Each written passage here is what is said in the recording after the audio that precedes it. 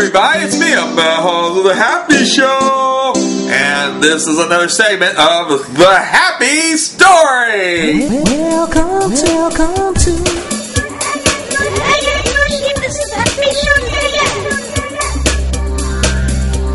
Welcome to The Happy Show.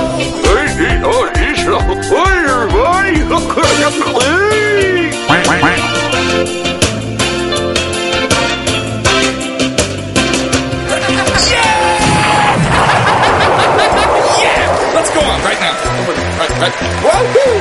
Yeah! Basically, what I was leading up to at the last video is how I took kind of a hiatus from making the Happy Show, but I think it's important to stop right here before I go on to that point, because there was a special thing that happened, that a character that was introduced before that hiatus, and he was introduced not real long before it, I don't think. He wasn't the earliest character, and but he was still in these early years, and it's a character I created to be the most annoying character ever. And people will say, Matt, but aren't you that? But no, I want this character truly to be the most annoying character ever. Never ever dreaming that anybody would want to see this character again, would ever like this character. I had a cat puppet. It was just a cheap dollar cat puppet, but I liked the look of it. I'm telling a story here, traffic! So anyway, yeah, I decided I wanted to introduce a new character to the show. Maybe a one-time character, maybe a pair, in other shows, maybe a running character. And it was that goofy cat puppet, and he had this oddball look to him. And I just thought, I know what, I'll make him pretty much nuts, right? And so I thought I'll call him Crazy Cat Pete. So Crazy Cat Pete was brought into the show to basically be, well, in a weird way, what Happy was originally meant to be. And that is, Happy was supposed to be a bad comedian. He told bad, horrible jokes that didn't make sense. The only difference is, Happy wasn't really supposed to be nuts. Crazy Cat Pete would not only be able to tell jokes on there, bad jokes. I mean, he would be, that would be his role as the bad joke teller. But it wouldn't just be that he couldn't tell a joke well. It's that he's so nuts, he can't even tell a joke comprehensibly. Whatever. It wouldn't make sense the way Crazy Cat Pete is, because in his mind, everything's so mixed up, but it makes sense somehow, I guess, to him. But what makes sense to everyone else? Crazy cat, crazy cat, everybody loves that. Crazy cat. Hello, everybody. My name's Pete the Pussycat. Whee! How everybody doing tonight? I got a joke I want to tell you. It's a really funny one. Anyway, here it goes. Knock, knock. You say who's there? Okay, knock, knock. Who's there? Okay, one day. One day, ask me again. Say the same. Oh, the classics never die. Oh, bye-bye. Crazy Cat Pete, when I saw him, I thought, okay. Especially when I saw it when I played back the video, I was like, man, people are going to hate this thing. They're going to hate this character even worse than they probably hate the show already if it's driving them nuts. Of course, the thing about Happy Show is there's people who are genuine fans who love it, and then there's people who watch it like a train wreck because they can't understand it, but yet there's something that fascinates them about it. And there's people that just love to hate it. And then I guess there's the people who won't watch it at all, but they won't be watching this, so why even mention them? So it's funny that I introduced this character. I thought, here's another reason for them to really hate this show. And I thought, people are really going to be drove crazy. And then I found out, no. People like Crazy Cat Pete.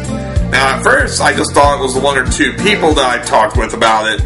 And other people watched or liked him. I couldn't believe it. I was like, really? Really? There are people who hate him. There's people that definitely hate him. But I learned over the years, especially early on, that some people really did like him as much as Happy, and some people it's the favorite character from the show.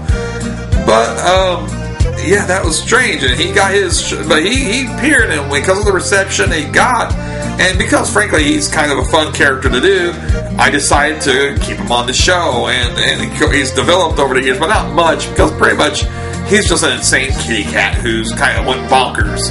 Maybe he's always been bonkers. I really don't know. And so basically we had the core cast now. You had me and Happy and Crazy Cat Pete, and then Gavin at that point, who was a regular on the show, and we were the core of the show. And then you would have a few of the other puppets pop up from time to time, like Little Teddy, Cookie the Koala, Santo, the Indian kind of looking puppet, and Wendy, the Happy Show dancer.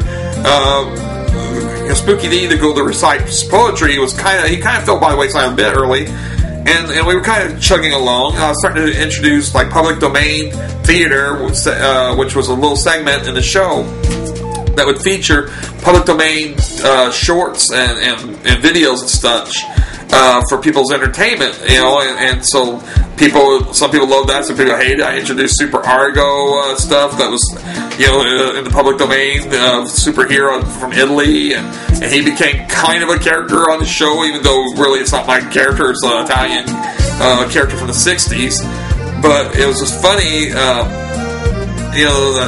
this thing was chugging along and starting to find its way, but all of a sudden, with things going on with public access in the Evansville area, I was so frustrated. I was like, you know what?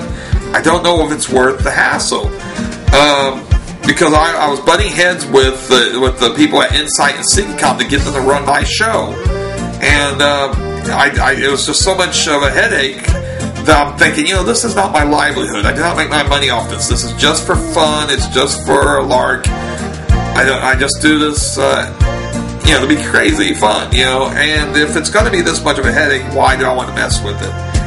So the show went on hiatus for a period, and then David Johnson come to me and he said, Matt, would you mind if I go ahead and submit reruns of your VHS tapes? Because at this time I was taking a hi8 tape, putting it onto my older desktop computer, trying to edit this thing on a drive that probably didn't really like to handle that much video footage. Then I was running it off through the wires and taping it onto VHS cassette tapes, the earliest shows. So that's how they were submitted to the public access people. And I took a hiatus for almost a year, maybe not quite a year. I think it was around 2005-ish. And about after a couple of years of the show, and David wanted to submit these VHS cassettes for me, these reruns. And I said, well, Dave, if you want to do it, because he was trying to drive up more activity on the public access channels besides the religious shows to get more people interested, because David's always, like I said, been a champion of public access television. I mentioned that in my earlier vlogs, or videos about this. So that's what happened, is I said, okay, Dave, you want to take the responsibility of bringing or taking them there and bringing them back, and I'm sure I'll let you. So the Happy Show became a presence on local public access channels here in Evansville again after that.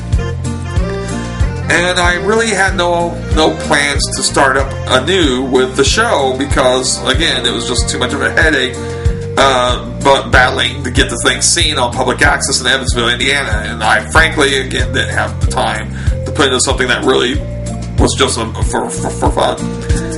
And then something else came along. It came along in 2006, not long after David started submitting those reruns. Something that the whole world wasn't anticipating. Something that would change the way people view things on the internet, possibly forever. Something that has changed the lives of probably everybody who watches me regularly on the internet. That thing was YouTube. And in the next video, we'll talk about how the Happy Show makes the transition, not necessarily from public access, but it returns to public access and also evolves as it goes on to the internet and is being shown globally, where the whole world can see it on YouTube.